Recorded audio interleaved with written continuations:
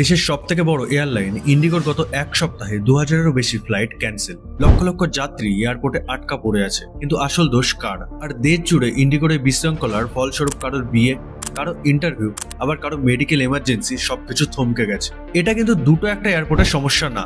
দিল্লি, মুম্বাই, হায়দ্রাবাদ, বেঙ্গালুরু প্রায় সব বড় বড় এয়ারপোর্টেই এই একই অবস্থা। এখানেই বড় প্রশ্নটা হচ্ছে, ইন্ডিগোর মতো এত বড়, এত অভিজ্ঞ কোম্পানি, যে বিগত 20 বছর ধরে একটা ভালো রেপুটেশনের সঙ্গে কাজ করছিল, হঠাৎই এমন ভয়ানক মিসম্যানেজমেন্ট কিভাবে করল?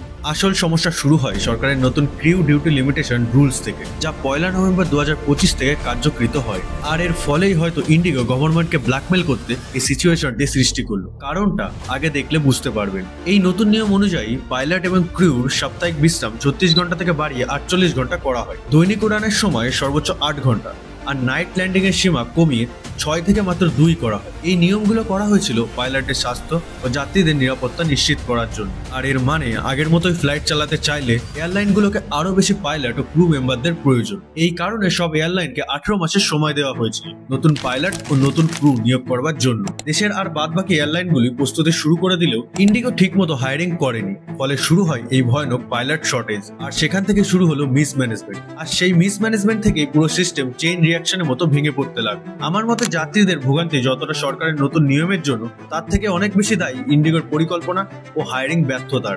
এ বিষয়ে আপনার কি মতামত সেটা কমেন্টে লিখে জানান। আর এরকমই আরো ভিডিওস পেতে টিআরএসপি বংকে ফলো অথবা সাবস্ক্রাইব করে দিন। জয় হিন্দ।